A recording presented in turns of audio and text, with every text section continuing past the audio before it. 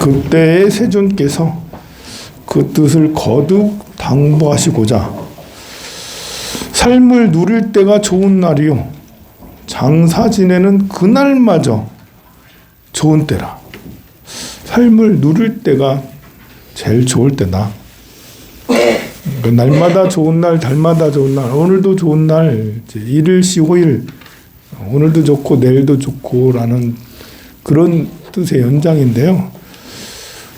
여기서 이렇게 보면 그 17페이지 이렇게 보면 세존이시여 중간쯤에 모든 본부가 혼인을 하려 할 때 먼저 조건이 맞는가를 물어보고 그 후에 길이를 택해서 혼례를 치르지만 그래 여러분들은 혼례 치를 때 참 여러 가지를 많이 조건을 따지잖아요. 남자 여자 조건을 왜 보겠어요? 서로 잘 맞는지.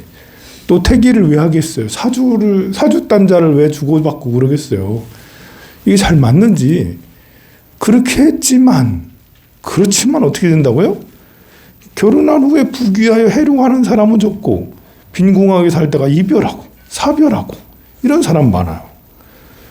이 이유 왜 도대체 이런 일이 생기냐?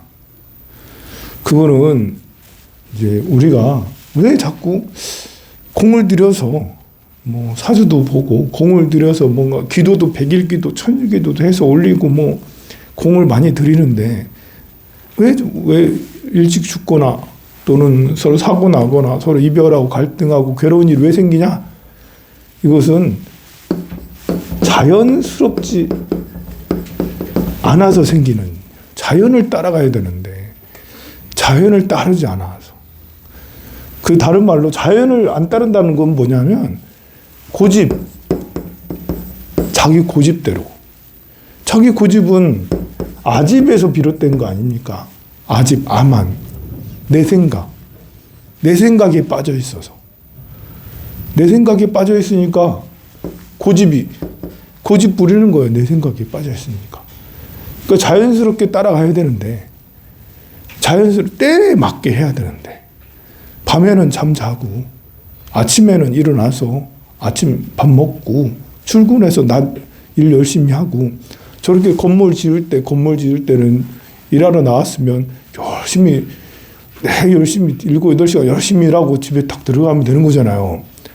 근데 나와가지고 남들은 옆에서 열심히 하는데 혼자 빈둥빈둥하고 뭐 이렇게 시비나 걸고 막 이러면은 그러면 갈등이 생기고 그다음부터는 사람을 부르지 않잖아요. 그 사람을. 일을 안 하니까 제대로. 그래서 자연스러워야 되는데 일할 때는 일하고 먹을 때는 먹고 이렇게 잠잘 때는 잠자고 그래야 되는데 자기 생각, 고집, 아집에 빠져서 아상으로 생겨서 그래서 생기는 일이죠. 그렇잖아요. 지금도 아침에 그 7시부터 이렇게 경찰들이 가가지고 대통령 관저에 가가지고 아직까지 대치 중이야. 아직까지 버티고 있어. 안 나오고. 와 대단해. 고집, 아집, 아상. 진짜 대단하구나. 여러분. 세계의 유래를 찾아보기 어려운. 이제 지금 일단은 관저는 들어갔고 거기에 이제 그 군인들하고 대치도 하고 경찰들하고도 대치하고 그러는데 이제 아직도 대치 상황이라 하더라고요. 그럼 그 경호 인력들이 다 대치가 끝나고 나면 그리고 이제 혹시 그 안에 무슨 패닝룸 같은 뭐 이렇게 안에 또 비밀 공간 같아 왜 이렇게 폭격에도 관계없고 뭐 한 이런 데 있을 수도 있잖아요. 그 안에 들어가면 CCTV 다 보이고 한 달이나 6개월치 식량 같은 거 넣어놓고 그런 데 들어가서 또 안 나오는 거 아닐까? 끝까지 버티는 게 아닐까? 이게 다 고집, 아만. 우리 이렇게 그 정치인들은 국민들을 행복하게 만드는 정책을 써야지 정치를 잘하는 거잖아요. 그게 자연스러운 거고. 자기가 행복하게 내 생각에 이럴 것이다, 국민들은 이럴 것이다 라고 생각하는 것은 오히려 갈등을 일으키고 지금 같은 상황을 만들잖아요.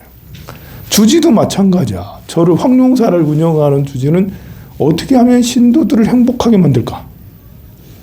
이제 신도들이 어떻게 하면 깨달음에 이르게 만들까? 어떻게 하면 소원을 다 이루게 만들까?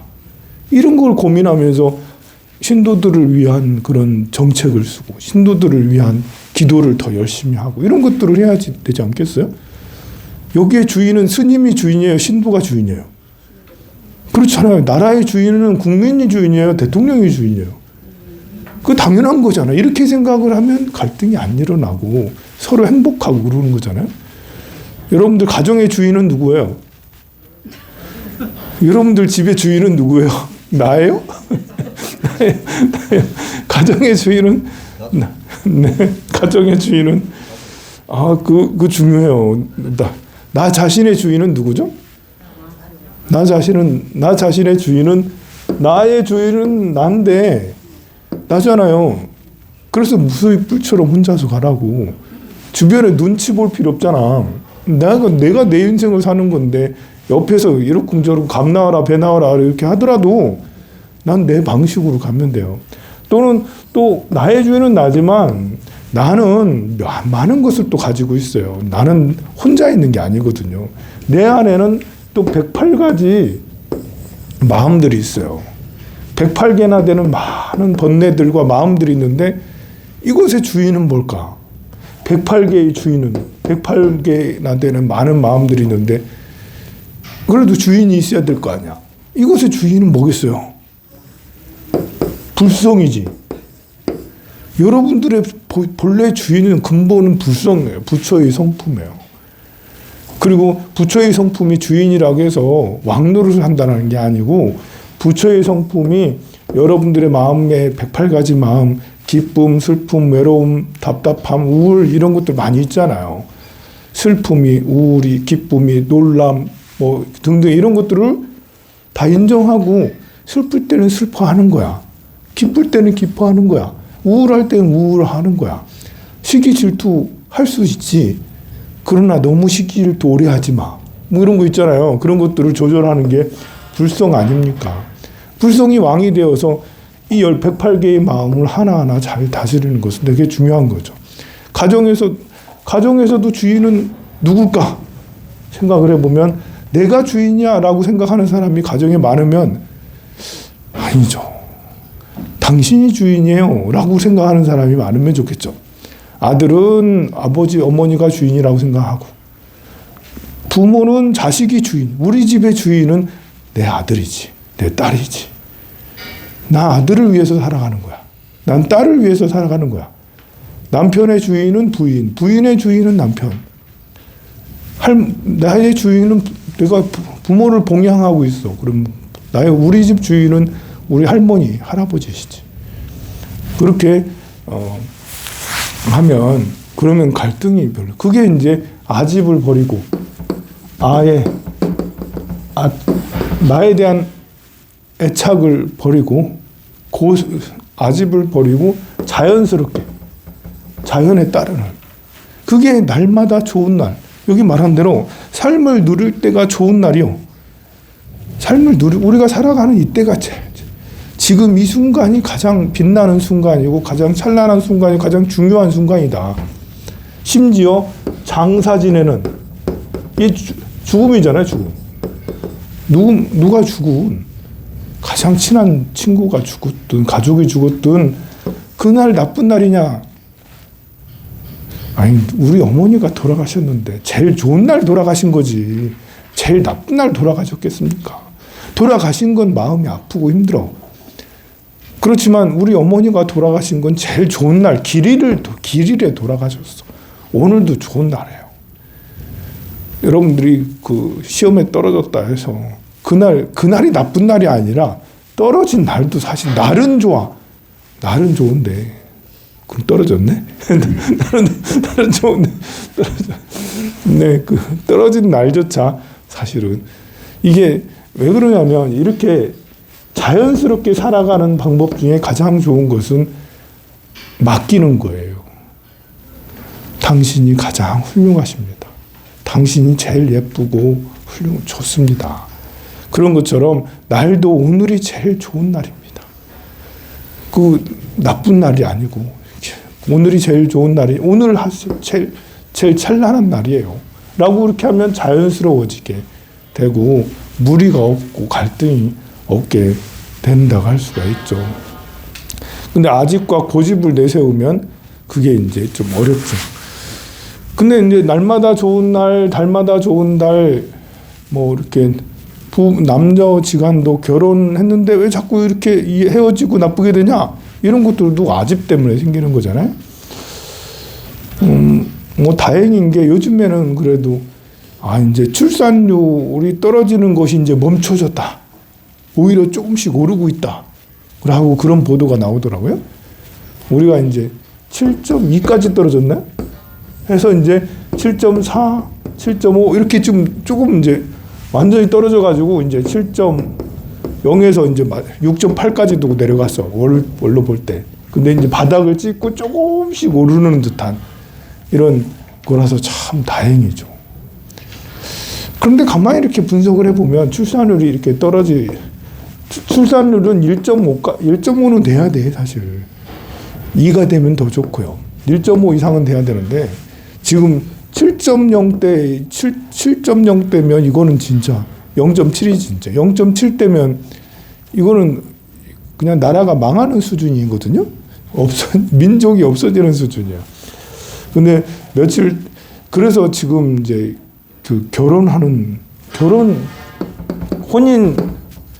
혼인 수들이 좀 늘어났대. 재작년에 비해서 결혼하는 사람들이 늘어났대. 그래서 출산율이 좀 높아진 거예요. 집값이 좀 안정돼서 그런가? 집값이 좀 떨어졌어. 서울도 지금 거래가 많이 절벽이고, 지방은 거래가 전혀 없고, 많이 좀 내려야지. 3억이면 2억 5천 내놔야지 겨우 거래가 돼. 5억짜리도 5억이 하면 안 되고 4억 5천, 4억 2천에 내놔야지 거래가 돼. 집 좀 팔아주세요 하는 사람 꼭 들으세요. 제값 같으면 집이 안 팔립니다. 지금 10%, 20% 정도 까야지 겨우 집 보러 오고 겨우 거래가 좀 돼. 30% 까면 그냥 바로 거래가 되겠네요. 근데 아까워서 어떻게 그렇게 하겠어요. 근데 가만 또 생각해 보면 이제 출산율이 높아지는 여러 가지 이유 중에 하나가 뭐냐라고 생각해 보면 결혼 정년기가 지금 몇 살이죠? 정년기는 아니고 평균 연령대가 얼마큼이죠? 지금 32에서 34이죠? 이 사이에 결혼을 제일 많이 해요. 이거보다 조금 더 늦어도 노총각이라 하지 않아요, 요즘에는. 근데 보통 이렇게 30살 밑에 결혼하면 너무 어리다. 말도 안 되지. 옛날 생각하면 30살, 27, 8만 넘어가도 노총각, 노처녀 이랬는데 지금은 32살, 31살에서 34살 이러지. 근데 가만 보면 이게 몇 년생이에요? 88년부터 92년, 이 사이잖아요, 보면. 90년생, 90년 전후잖아, 90년 전후. 이때 우리나라가 보면 우리가 태어나던 60년대 후반, 70년대 초반까지는 100만 명씩 태어났거든요. 100만 명씩, 1년에. 작년에 20만 명 깨질까 안 깨질까 했거든요. 옛날에는 100만 명 태어나던 게 1년에 지금은 20만 명 태어나고 있어요. 말이 돼요, 이게? 100만 명에서 20만 명. 근데 이제 1990년대, 80년대, 이게 이제 70년대 중반이 넘어가면 이제 90만 명, 80만 명대로 떨어져요. 80년대 초반은 80만 명, 70만 명 이렇게 떨어지거든요. 그러다가 88년 서울올림픽 되면서 조금씩 늘어. 90년대가 되면 70만 명? 이런가요? 70만 명?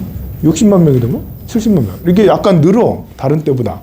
90년부터 97년까지, 95년, 6년까지는 좀 인구가 좀 한 달에 1년에 태어나는 게 70만 명 이상씩 조금 그때 많이 태어나요.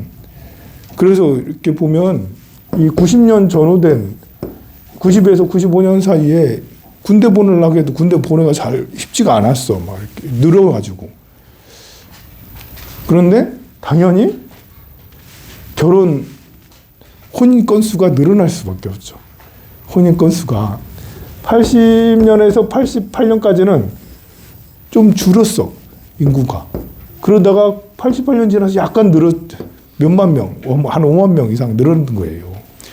그래서 이제 결혼 정년기를 뜻하는 32에서 34세 이 애들이 많은 거야. 작년, 재작년에 비해서. 당연히 혼인 건수가 높아지지. 혼인 건수가 높아지면 그럼 출산율도 올라가는 거예요. 자, 그렇게 생각을 해보면 사회가 안정이 돼서 출산율이 뭐 높아진 건 아니잖아요. 이런 영향으로 인해서 집값도 좀 내리긴 했지만 그런데 가만 보면 이게 이제 97년이 넘었고 2000년 되면 갑자기 50만 명대로 팍 떨어져요. 50만 명대로. 2010년이 넘어가면 40만 명대로 팍 떨어져요. 2015년이 넘어가면 30만 명대로 떨어져요. 그래서 결국은 20만 명이 깨지냐 안 깨지냐에서 반등해서 올해는 잘하면 23만 명, 24만 명, 4만 명 되는 거 아니야? 라고 그런 기대를 가지고 있어요. 그럼 우리가 생각을 해보면, 이게 지금 퇴직 연령이 퇴직하시는 분들이 60년대 초중반 분들이 퇴직을 많이 하시거든요. 55년 벌써 했고 60년, 60에서 67년 요 사이, 60에서 67년 요 분들이 이제 퇴직을 이제 그 몇 년 나에 5년 내에 다 퇴직을 하게 돼. 자동차도 그렇고 어디 관공서도 그렇고 어디도 그렇고 이분들이 전부 다 100만 명씩 태어나신 분들이에요. 100만. 1년에 수십만 명씩 지금 이제 벌써 수십만 명씩 계속 퇴직을 하고 있고 앞으로도 5년, 6년 내로 수십만 명씩 퇴직을 하고 있어. 근데 지금 이제 20대 후반이 몇 년생이겠어요? 97년에서 96년에서 그리고 95년부터 2000년 이때 태어난 애들이 지금 이제 취업 전선에 뛰어들고 있다고. 90년부터 보자고. 90년부터 2000년 취업 전선에 뛰어들고 있어. 근데 지금은 이때 60년에서 67년, 57년부터 67년까지 이때 100만 명씩 태어났기 때문에 아직 위에가 꽉 차 있어요. 퇴직은 아직 많이 하고 있지만 사람이 더 필요하지 않아. 퇴직한 만큼 더 채용을 해야 되는데 지금 다행히 이제 뭐 그게 다행인지 불행인지 기업이 폭풍 성장을 멈추고 성장을 그만하고 이제 사람을 줄일 때예요, 지금. 근데 퇴직을 많이 하네? 사람 줄여야 되는데 퇴직 많이 하네? 그래서 퇴직은 많이 하는데 나간 만큼 뽑지 않는 이유가 필요가 없으니까. 참 기업 입장에서는 다행인 거예요. 사람 퇴직시키기 정말 어려운데 다행히 이제 정년이 돼서 퇴직을 다 하네? 뭐 이제 좀 쓰라리지만 다행. 안 좋으면서도 다행. 뭐 이런 분위기예요. 근데 그러니까 이제 지금 90년대생들이 나름 이상한 거예요. 그리고 가만 보면 5년 정도 지나면 진짜 이분들까지 다 퇴직하잖아.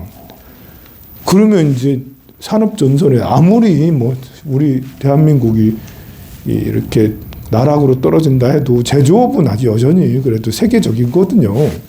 사람이 필요하긴 필요해. 아무리 기계로 대체한다 해도.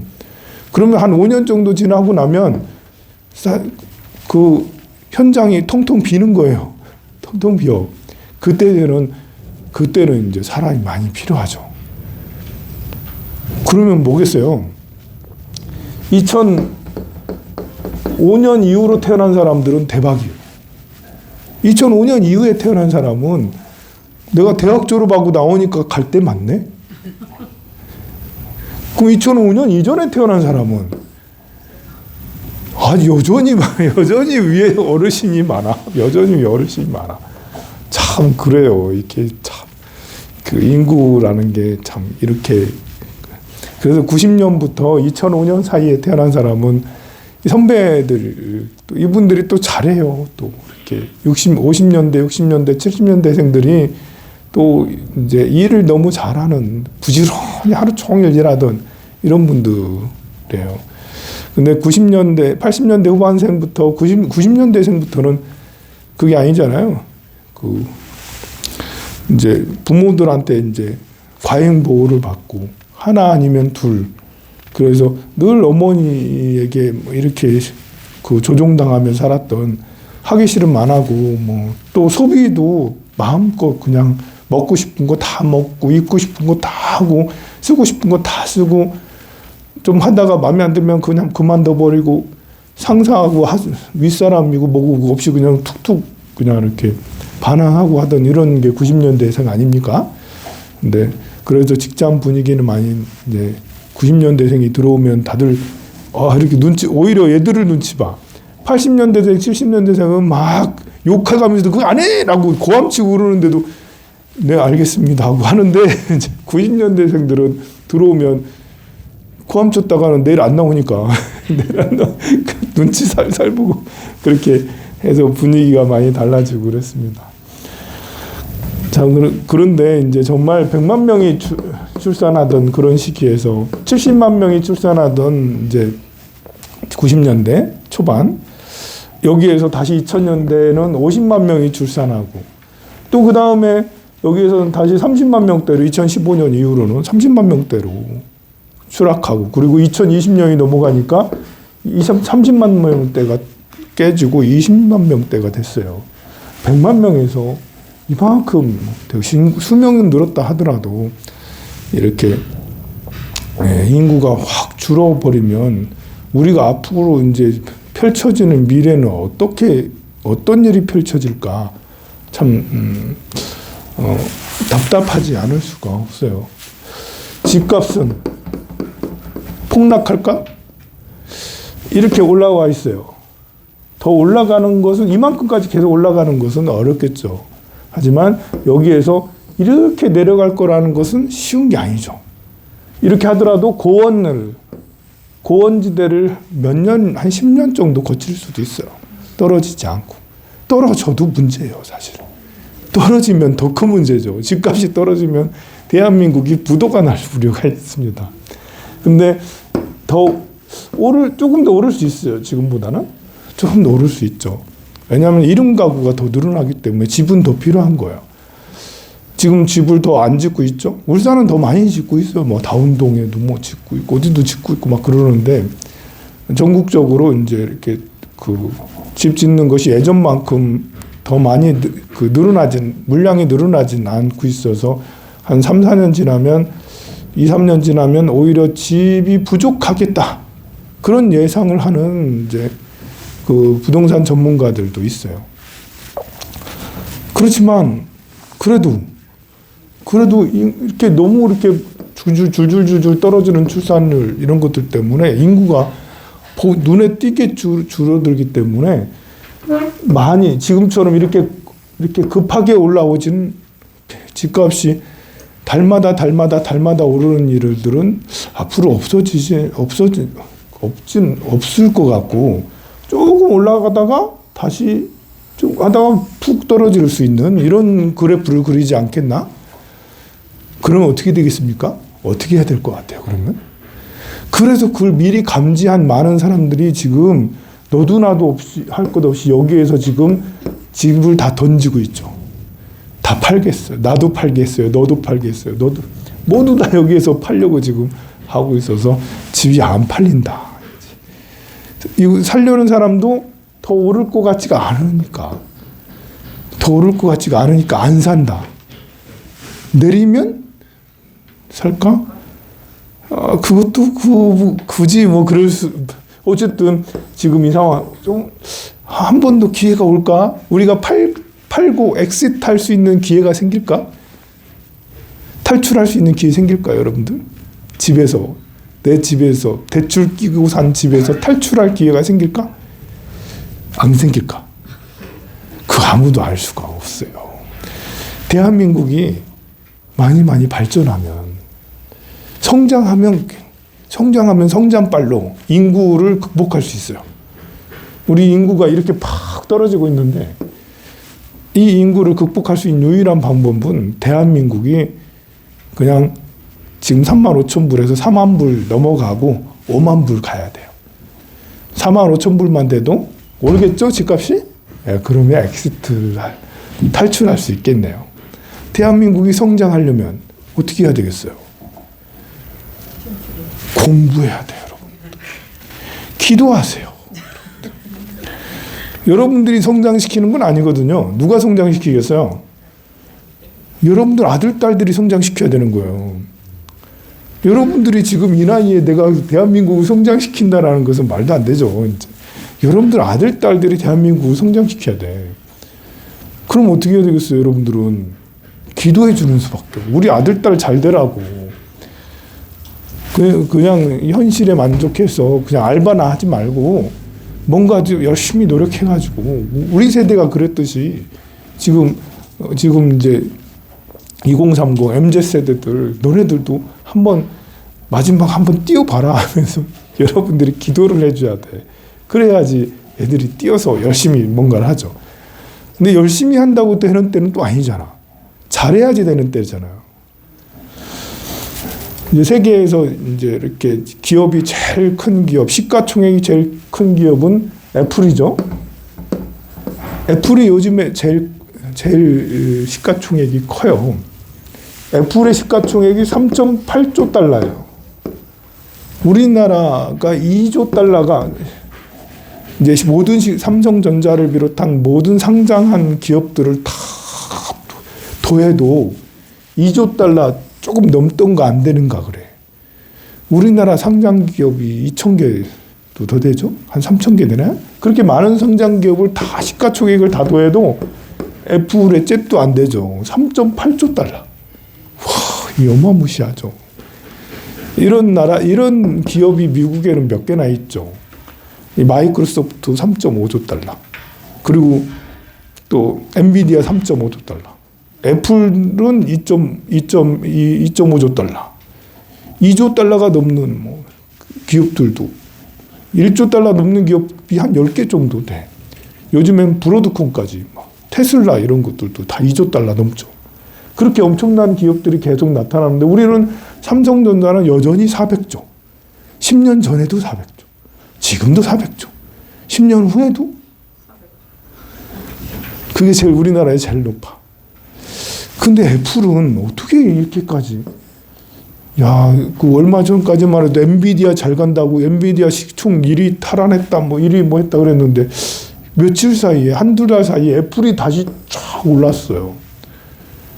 우리는 애플의 성장을 보면서 반면 교사를 삼아야 되지 않나. 왜냐하면 삼성전자가 우리나라랑 같이 있잖아.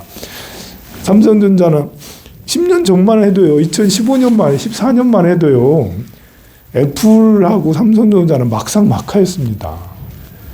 그때 여러분들 다 기억할 거예요. 애플하고 삼성전자 누가 시총이 더 높냐, 누가 더 그 휴대폰을 더 많이 파냐, 막 경쟁하던 때가 있어서 2000년에서 2015년 사이 이때는 애플하고 우리가 그 어깨를 나란히 하고 심지어 삼성전자가 애플보다 더 많이 팔고 더 잘 나가기도 했었어요. 근데 지금은 우리는 삼성전자는 400조고 요거는 3.8조 달러가 얼만큼이냐면 4조, 6천조, 5,500조, 5,500조 원을 말하는 거예요. 3.8조 달러는 환율, 하여튼 5,500조 정도 돼. 여전히 삼성전자는 400조. 몇 배예요, 이게. 5,500조면. 한 배 반이잖아요. 아니, 15배잖아요, 15배. 그 사이에 애플은 15배 성장을 했고, 삼성전자는 0. 똑같아, 한 배. 한 배 성장 안 하고 있는 10년 동안에 애플은 15배 성장을 한 거예요. 도대체 어떻게 된 걸까요? 요즘에는 근래에 이제 애플이 폭풍 성장한 것은 애플과, 그러니까 아이폰과 오픈 AI, 챗 GPT의 조합이 있어서 그래요. 갑자기 애플이 본인들도 이제 뭐 이렇게 인공지능 AI를 개발을 많이 하겠다라고 해서 했어. 또 이제 이렇게 비전 프로 해가지고 눈에 쓰는 거 이런 것도 만들어내고 막 그렇게 상품 개발도 하고 했는데 애플이 얼마 전에 연초만 해도 주가가 팍 떨어져가지고 이제 애플 끝났다. 애플의 성장 끝났다라고 했는데 근래에 갑자기 쫙 올라와가지고 다시 3.8조 달러가 된 거는 우리 이 애플 아이폰에 오픈 AI에서 만든 챗 GPT를 넣을 거야. 서로 협업해가지고. 그러니까 이 휴대폰은 AI 휴대폰이지. 삼성도 AI 휴대폰 냈어요.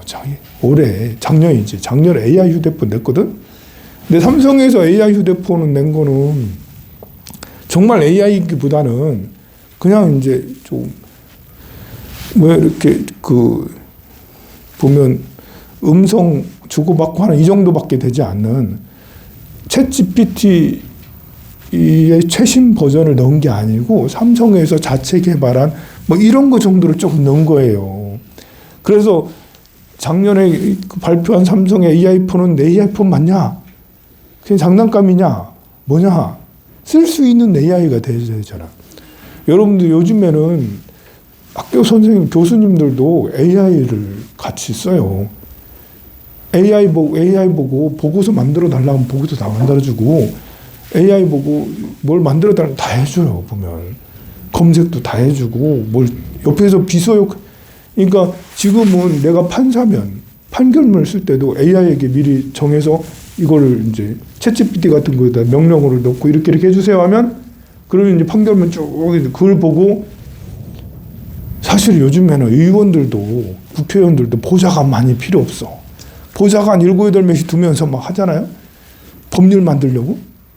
그럴 필요가 없어. 챗GPT 달아놓고 AI, 챗GPT만 있는 게 아니에요. 한 7, 8개 AI 종류들이 쫙 나와 있거든요. 그것들을 몇 개 유료로 써가지고 이렇게 돌려가지고 하면 어떤 정책, 어떤 법률 이렇게 다 나와요. 그래서 보좌관도 많이 필요 없어.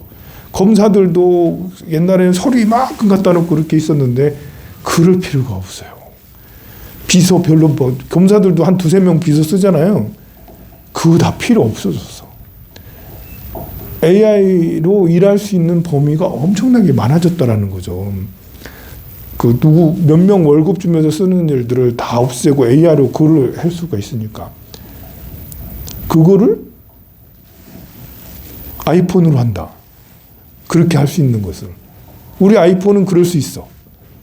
아이폰만 하나, 아이맥도, 컴퓨터도. 또 애플에서 나오는 모든 전자기기에 다 AI, 챗GPT를 다 집어넣는다는 거잖아요. 아이패드에도, 아이맥에도. 그래서 이제 아이폰 유저들은 내 폰 바꿔야 되나? AI 폰으로? 아이폰 유저가 전 세계 이제 수억 명 아닙니까? 10억 명까지는 안 돼도 몇억 명 되잖아요. 그러면 야, 바꿔야 되나? 또 그런 분위기가 또 있잖아. 또 유행하면 나 바꿔야 되나? 기존의 유저들이 요즘에 여러분들 폰 잘 안 바꾸죠? 여러분들 폰 잘 안 바꾸잖아. 왜 안 바꿔요? 비싼 것도 비싸지만 작년 거나 뭐 재작년 거나 3년 전 거나 지금 거나 뭐 똑같아. 뭐 필요가 없어. 바꿀 필요가 없어. 저는 재작년에 바꿨거든요. 근데 삼성폰, 뭐 AI폰 나왔다고 해서 별로 관심 없고 여전히 잘 돌아가 내 폰. 그래서 바꿀 생각이 하나도 없어. 그런데 내가 애플 유저면, 내가 아이폰 유저면 AI폰 나왔네? 나도 챗GPT 달고 내가 한번 쓸까? 나도 AI 비서 옆에 달고 다니까? 그러면 이제 내가 쓰던 모든 기기들을 바꿔. 그래서 시가총액이 이렇게까지 엄청나게 올라간 거예요. 혁신이지. 여러분들의 집에 있는 모든 테레비를 다 바꾼다고 생각해봐. 삼성전자에 뭐 이렇게 TV를 쓰고 있어. 그런데 야, 이 TV, 새 TV가 나왔는데 이거 혁신이네? 안 바꿀 수가 없네? 모든 TV를 다 바꿔봐. 그러면 그야말로 혁신인 것처럼 뭐 핸드폰도 모든 아이폰들을 다 AI 폰으로 바꾸겠다라고 그런 분위기가 형성되고 있거든요. 그게 시가총액에 적용이 돼서 세상의 모든 아이폰, 아이맥, 아이패드 거기에 해당되는 애플의 기계들이 다 바꾼다면 시가총액이 이 정도 되는 거지. 심지어 이거보다 더 넘어서 조금만 더 넘으면 4조 달러야. 조금만 더 넘으면 6천조 원이냐. 6천조 원 시가총액이. 이런 일들이 일어나게 되는 거죠. 이런 일들이. 혁신이라는 것은 정말 우리나라에서 이렇게 지금은 뭐 참 난감해요. 우리 정치가 경제에 미치는 영향이 얼마나 큰지 여러분들 알죠? 정치가 종교에 끼치는 영향도 크고 정치가 세상에 우리가 살아가는 세계에 미치는 영향이 너무나도 커요. 박정희 대통령이 우리 포철 만들고 현대차 지원하고 뭐 이렇게 하지 않았으면 대한민국이 제조업으로 이렇게까지 됐겠어요? 정치인이 옆에서 이렇게 해가지고 뭔가 혁신을 만들어서 대한민국이 이렇게까지 된 거죠. 정치인들이 이렇게 새로운 그 AI라든지 새로운 시대에 이제 인공지능에 대한 그런 개발에 대한 정책을 쓰지 않으면 거기에 이렇게 예산을 들이지 않으면 대학에 또는 기업의 어떤 연구 인력에 정치인들이 예산을 거기다 쓰지 않으면 그러면 연구 개발이 되지가 않아서 선도하는 기술이 나타나지가 않잖아요. 요즘에는 모든 것이 이렇게 AI 또는 로봇 또 인공지능 이런 쪽으로 막 발전을 해 나가야 되잖아요. 2차 전지 우리나라 잘하는 것도 LG전자, LG화학이 이 2000년대 중반부터 그러니까 2005년, 6년 이런 때부터 그때 노무현 대통령이 엄청 그런 것들을 미래의 산업에 대해서 후원을 많이 했어요. 그렇게 후원해서 지원비를 많이 주고 하니까 LG나 몇 개의 기업에서는 2차 전지 계속 개발하고 했는데 2000년대 초반까지 2010몇 년까지 계속 적자고 계속 연구비만 무한히 많이 들어갔지. 그럼에도 불구하고 정부에서 계속 지원을 해줬어요. 그러다가 이제 코로나가 오게 되고 그러면서 엄청나게 2차 전지 막 성장을 폭풍 그렇게까지 10년 넘게 준비한 나라는 대한민국밖에 없었거든요. 중국도 하긴 했어도 우리나라가 제일 많이 그 2차 전지 일찍부터 준비해가지고 LG화학, 에코프로비엠 무슨 뭐 많이들 있었잖아요. 그렇게 해서 지금 2차 전지를 만들었는데 중국이 더 잘하네? 그럼 이러면 어떻게 해야 되겠어요? 중국이 더 많이 만들고 더 잘하고 있네? 우리가 어떻게 교두보를 확보해서 이만큼까지 만들어 놨는데 더 연구비를 더 많이 주고 더 해서 어떻게든 여기에서 중국을 추월해야 되는 이런 거 아니겠습니까? 반도체도 마찬가지잖아요.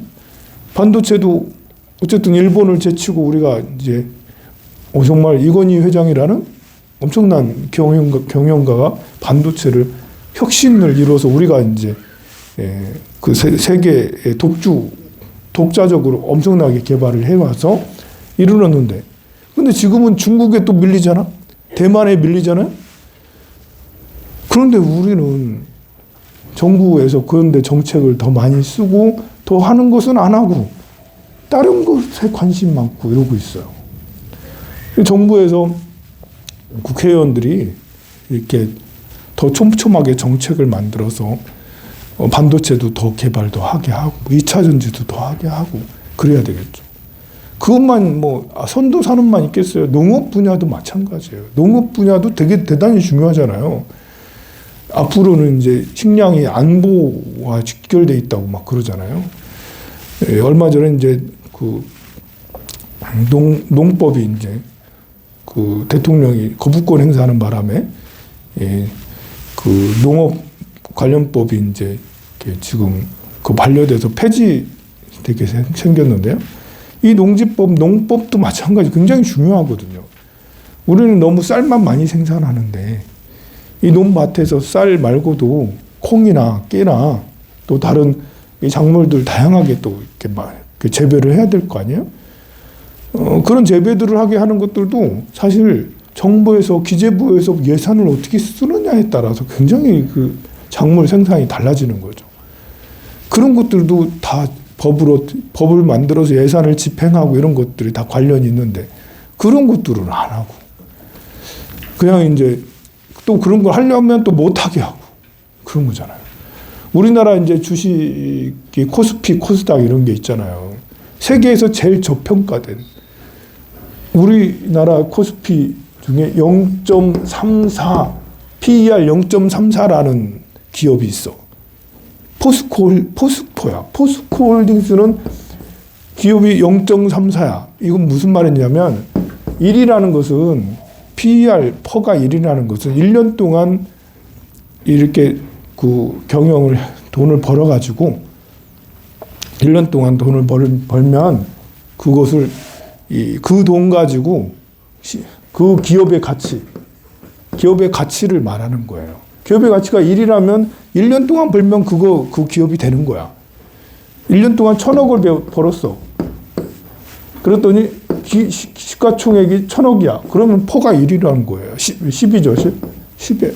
근데 0.34라는 것은 그러면 1년 포스코에서는 1년 벌어가지고 그거 가지고 포스코를 사면 되는 거야. 얼마나 싼지. 그래요. 포스코 기업이 30조의 가치가 있는데 본래 포스코 자산 다 팔면 30조야. 그런데 지금 현재는 얼마냐? 시가총액이 10조라는 거지. 0.34니까 10조 정도. 3분의 1. 10조밖에 되질 않아. 그러면 어떻게 되겠어? 내가 좀 똑똑하면 이걸 아예 다 사.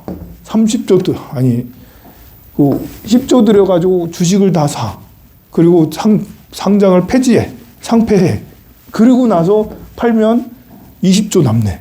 20조 남아. 그리고 기업 분할해서 다 팔아버리면 20조까지는 안 남겠지만 좀 싼 값에 팔면 10조 정도 남겠죠. 이만큼 우리 기업이 포스코만 그러겠어요. 다른 대기업들 거의 대부분 PER이 0.5가 안 되는 기업이 엄청나게 많아요. 근데 이거는 간단하게 상법만 개정해도 시가총액이 팍팍 올라가게 되거든요. 지금 코스피 이제 2,400인데요. 4,000, 5,000 만드는 거 아주 쉬워요. 주주의 가치만 높이면 돼. 국회에 가가지고 국회에서 국회의원들이 상법 개정해서 지금은 주주의 가치가 별로 중요하지 않고 대주주의 가치가 중요한, 대주주 마음대로 다 할 수 있는 걸로 돼 있거든요, 주식들이. 근데 상법 개정해서 주주의 가치를 제고해라. 이사회에 소액주주 대표도 이사회에 넣어라. 소액주주에게 배당 많이 줘라. 배당을 하면 그래도 세액공제 얼마큼 해준다. 등등 이런 거 몇 개만 넣으면 지금 코스피 2,400인데 금방 3,000 넘고 4,000 금방 넘어요. 우리나라 기업의 가치는 이만큼 큰데 근데 실제로 거래되는 곳은 아니 10조, 30조짜리가 10조에 거래되는 게 말이 되냐고. 그만큼 이게 이 법이 잘못되어 있으니까 이래 되는 거예요. 경영자, 대주주의 가치만 최고로 여기고 창업주만 우대해주고 그걸 가지고 있는 소액주주들은 그냥 그 벌레 취급만 당하고 있으니까 세계에서 우리나라 기업들은 하나도 인정 안 해주고 가치가 절하되어 있는 거죠. 이 법을 누가 만들겠어요? 돈이 만들지. 돈 많은 경영주들이 자기들이 경영권을 확보하기 위해서 계속 국회의원들을 구워 삶은 거예요. 국민들은 잘 모르니까. 우리는 잘 모르지 않습니까? 법이 얼마나 중요한지? 그러니까 언론에 막 이렇게 그 얘기하고 뭐 하고 국회의원들한테 돈 쓰고 이러면 국회의원들이 이제 대주주를 위한 그런 법을 여전히 고치지 않고 놔두고 소액주주를 위한 이런 법을 얘기하려면 언론이 저 나쁜 국회의원이 지금 저 공산당이고 빨갱이고 저 빨갱이로 다 몰아가지고 그 국회의원 활동을 못하게 만든다니까. 빨갱이 아니잖아. 우리 소액주주들의 가치를 높이기 위해서 노력하는 게 왜 빨갱이야? 우리 국민들을 더 부자로 만들어주는데 그래야 되는데 언론은 그런 사람을 빨갱이라고 나보고도 빨갱이 스님이라고 여러분들 회색연기 빨갛네? 네, 공약 많이 드세요. 성불하세요.